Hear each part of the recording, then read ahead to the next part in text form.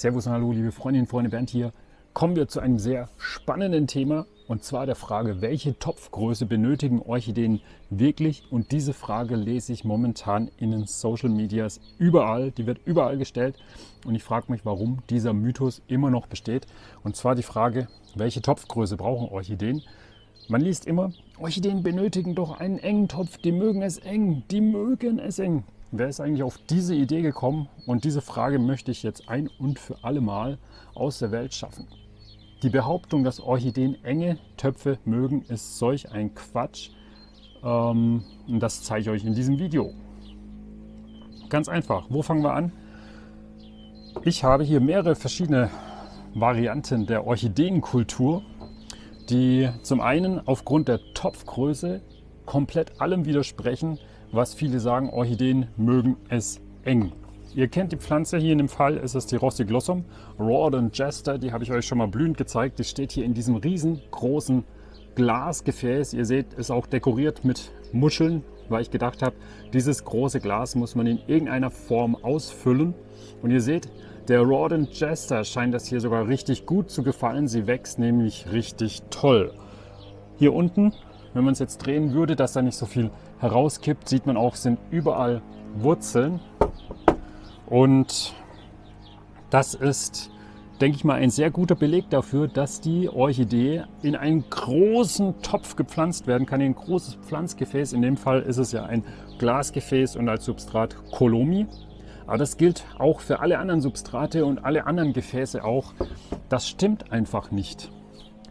Nehmen wir jetzt einfach mal als Vergleich diese Phalaenopsis. Viele haben ja im Glas mit Colomi und anderen Substraten im Glas Probleme, was einfach daran liegt, weil das Glas in aller Regel zu kalt ist, wenn es auf einer Fensterbank steht. Dementsprechend fühlen sich die Wurzeln natürlich nicht gut, wenn es anders gemacht wird, dass das Glas nicht kalt steht, sondern von den Temperaturen weitestgehend in Ordnung ist und das Glas wohl temperiert ist.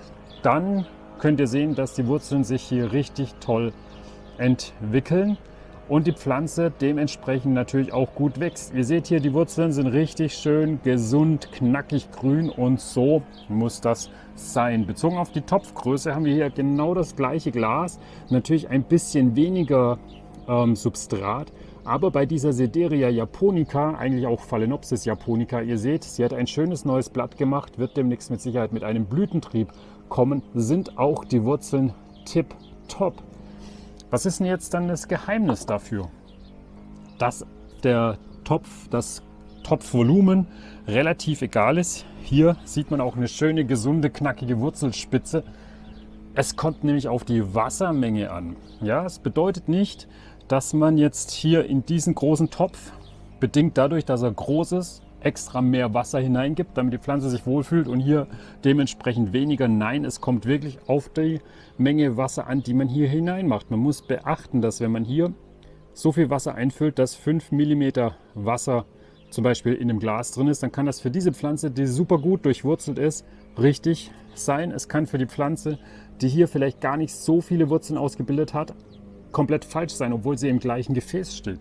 Gleichzeitig kann das die Wassermenge, die man hier reinmacht, in diesem Glas natürlich deutlich zu wenig sein. Die Wassermenge, die man in dieses Gefäß macht, kann für dieses Glas deutlich zu viel sein. Und ich kann es nicht oft genug sagen, ich habe es schon in so vielen Videos gesagt, es kommt darauf an, wie die Bedingungen bei euch sind. Wenn ich euch sage, macht hier 500 Milliliter rein, kann das vielleicht bei mir stimmen, aber bei euch muss das nicht stimmen. Das kann viel zu viel sein. Kommen wir zurück zum Thema, welche Topfgröße. Ihr seht, hier sind zwar zwei Pflanzen enthalten. Das hier ist die Phalaenopsis, übrigens eine Phalaenopsis, die mit Abstand eine der beliebtesten Hybriden ist, und zwar die Mini-Mike. Ihr seht, wie viele Blütentriebe die hat. Das heißt, sobald die hier am Blühen ist, wird das ein Fest. Die eine Pflanze, hier sind zwei Pflanzen drin, hat 1, 2, 3, 4, 5 Blütentriebe. Die hier hat 1, 2, 3, 4, 5, 6 Blütentriebe. Das heißt, wenn ihr am Blühen ist, ist es ein richtiges Highlight. Da wird es auch ein extra Video geben. Und was wir sehen können, hier aus dem Topf wachsen Wurzeln heraus. Jetzt kann man natürlich sagen, hey, das ist so, weil da sind zwei Pflanzen drin. Natürlich brauchen die mehr Platz als eine Pflanze im Topf. Schaut euch mal hier bei dieser Dorythanopsis das Thema an. Hier wachsen nämlich auch die Wurzeln aus dem Topf heraus. Und jetzt denkt einfach mal darüber nach, wenn eine Orchidee es wirklich eng haben wollte, dann müsste sie ja mit den Wurzeln nicht aus dem Topf wachsen, also raus in die Freiheit, sondern möglichst in den Topf wachsen. Und das ist doch eigentlich paradox zu behaupten, eine Orchidee mag es eng. Im Grunde das Einzige, was ihr steuern könnt, bei euch in der Kultur ideal steuern könnt, ohne dass ihr irgendwelche Messgeräte nimmt, um den Salzgehalt zu messen, das ist wieder ein ganz anderes Thema, ist die Wassermenge. Das heißt, ihr seht bei euren Pflanzen, wie lange dauert es, bis aus den grünen Wurzeln erkennbar silbrige Wurzeln werden, dass ihr wisst, ihr müsst wieder nachgießen. Das ist etwas, was ihr elementar steuern könnt. Das hat aber nichts mit der Topfgröße, beziehungsweise es hat was mit der Topfgröße zu tun, aber es hat so direkt nichts damit zu tun, dass die Pflanze einen engen Topf bevorzugt. Das ist total bescheuert. Die Topfgröße gibt euch ein gewisses Volumen vor. Dieses Volumen wird aufgefüllt durch die Wurzeln, wird aufgefüllt durch das Substrat. Das Substrat, ob das jetzt hier Kolomi ist oder Pinienrinde, verhält sich natürlich komplett anders. Kolomi kann bis zu 30% Wasser aufnehmen.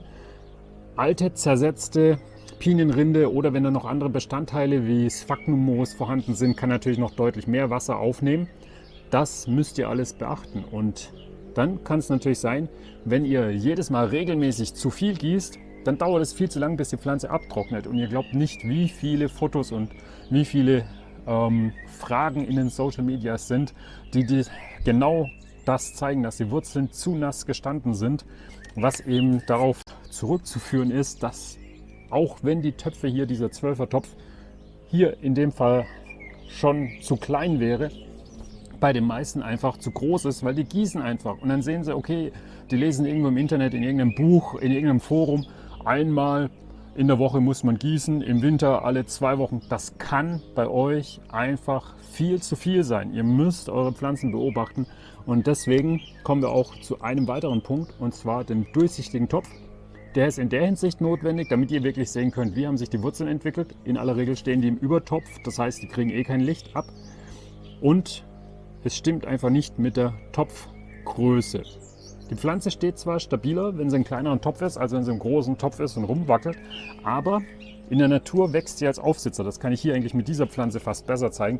Die sitzt dann irgendwo auf einem Ast, in einer Astgabelung oder direkt am Stamm und die Wurzeln baumeln in der Natur, in der Luft herum. Die Pflanze hat nicht den Bedarf, sich möglichst irgendwo ganz eng anzuquetschen. Das ist leider nicht richtig. Ihr seht, die Pflanzen wachsen entsprechend richtig gut. Ja? Also auch die Pflanze hier in diesem Glasgefäß, genauso wie diese Pflanze hier in diesem Glasgefäß. Es kommt einfach darauf an, dass ihr die richtige Wassermenge nutzt, egal wie groß der Topf ist, egal ob die Pflanze aufgebunden ist, egal ob die Pflanze in Wasserkultur gehalten wird, was jetzt viele immer machen, dass hier gar kein Substrat ist, sondern die Pflanze einfach ins Gefäß reingesteckt wird und immer wieder ein bisschen Wasser aufgegossen wird. Es ist abhängig von der Wassermenge und die Topfgröße ist völlig egal. Da könnt ihr machen, was ihr wollt. Da könnt ihr rumdiskutieren, wie ihr wollt. Könnt ihr auch gerne eure Meinung in die Kommentare schreiben. Aber Orchideen mögen es nicht eng. Diese Behauptung ist schlicht und ergreifend falsch.